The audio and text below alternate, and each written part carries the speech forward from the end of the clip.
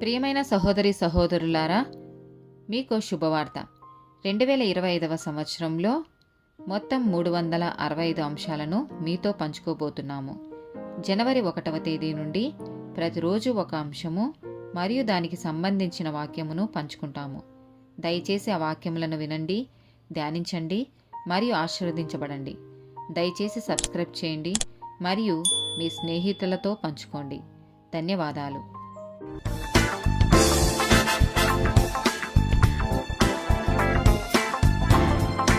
105th day topic ఇబ్బంది.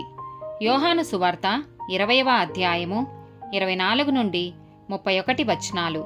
యేసు వచ్చినప్పుడు 12 మందిలో ఒకడైన దిదుమ అనబడిన తోమా వారితో లేకపోయెను. గనుక తక్కిన శిష్యులు మేము ప్రభువును చూచితిమని అతనితో చెప్పగా, అతడు నేనాయన చేతులలో మేకుల గురుతును చూచి నా వ్రేలు ఆ మేకుల గురుతులో పెట్టి నా చెయ్యి ఆయన ప్రక్కలో ఉంచితేనే గాని నమ్మనని వారితో చెప్పెను. 8 దినములైన తరువాత ఆయన శిష్యులు మరలా లోపల ఉన్నప్పుడు తోమా వారితో కూడా ఉండెను. తలుపులు మూయబడి ఉండగా యేసు వచ్చి మధ్యను నిలిచి, మీకు సమాధానం కలుగునుగాక అనెను. తరువాత తోమాను చూచి, నీ వ్రేలు ఇటు చాచి నా చేతులు చూడుము, నీ చెయ్యి చాచి నా ప్రక్కలో ఉంచి అవిశ్వాసివి కాక విశ్వాసివై ఉండమనెను. అందుకు తోమా ఆయనతో, నా ప్రభువా, నా దేవా అనెను. యేసు, నీవు నన్ను చూచి నమ్మితివి, చూడక నమ్మిన వారు ధన్యులని అతనితో చెప్పెను. మరియు అనేకమైన ఇతర సూచక క్రియలను యేసు తన శిష్యుల ఎదుట చేసెను.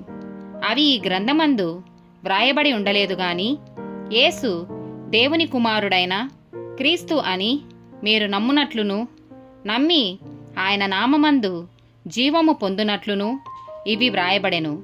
లూకా సువార్త 14వ అధ్యాయము 8 నుండి 10 వచనాలు. నిన్నెవరైనను పెండ్లి విందుకు పిలిచినప్పుడు అగ్రపీఠము మీద కూర్చుండవద్దు.